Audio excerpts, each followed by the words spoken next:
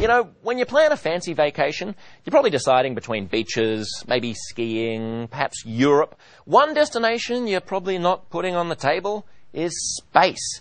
But pretty soon you will, if you want.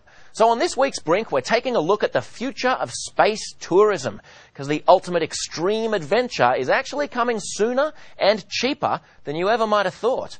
That is Virgin Galactic's White Knight 2, making its most recent test voyage last month. And if Virgin founder Sir Richard Branson has his way, that thing will be launching paying customers into space as early as next year from a spaceport in New Mexico. Virgin has already got around 300 people to plunk down $200,000 each for a ticket to ride. They'll be taken up to 60,000 feet by the mothership. They'll then go from 0 to 2,500 miles an hour in 10 seconds. They'll have one hell of a rush as they head off into space. And Branson's not the only gazillionaire looking to the sky. Amazon's Jeff Bezos is testing this retro-looking spacecraft, which he hopes will be ready by 2012. And PayPal co-founder Elon Musk has built his own rocket and capsule to launch astronauts and maybe one day people like you and me into orbit. 3, 2, 1. So tonight on Brink, we give you the lowdown on the amazing race to blast tourists into space. And also, you'll join me as I head to the National Aerospace Training and Research Centre, the world's only commercial space training facility, where this guy... I'm going to launch you like a bottle rocket. ...teaches me how not to be this guy. Josh Zepps, astronaut in training. Behind me is our STS-400, our space training system. This is going to be your office for the next 2 days. Glenn King is the head trainer here at NASTAR. I've probably got more hours in human centrifuges than anybody else in the world.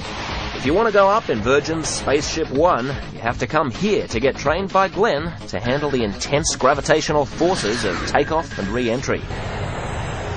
This is serious training. I'll be pushing you right to your physical limits today. Okay, that's cool. I can handle it. I mean, it's just me and some other regular guys learning how to blast off into space, right? I'm a professional storm chaser and adventurer.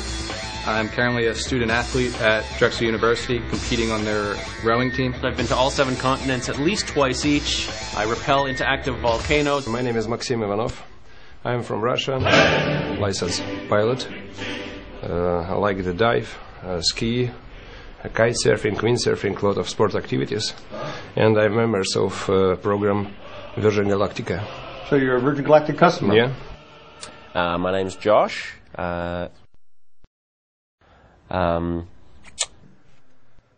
Good.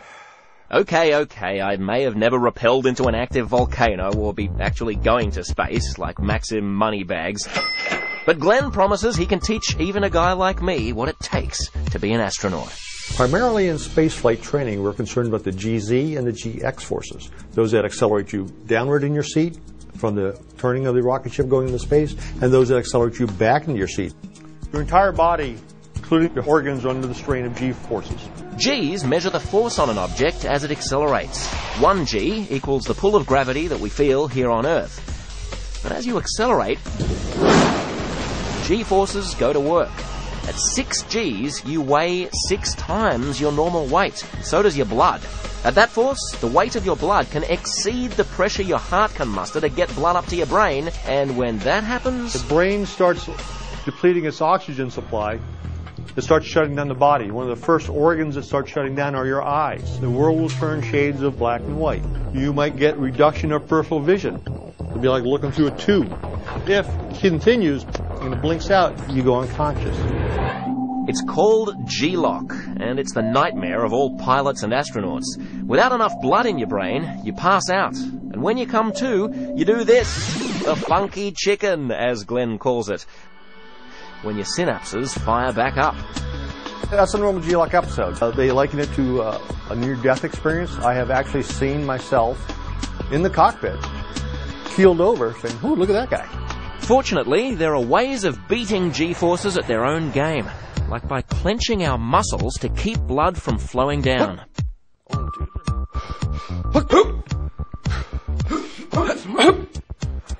Okay? That's an anti-G straining maneuver. Now, if you look at my face, it's probably a little more red than it normally is because I've increased the pressure to my head, and that's exactly what we want to do. So the G-forces are such that the blood will be literally draining out of our brains, our eyeballs will be compressed, and our lungs will be so squashed that we can't breathe. Yes. Is this wise? Long-term detrimental effects, we don't know. I'm sure anytime you deprive your brain of oxygen, that can't be good.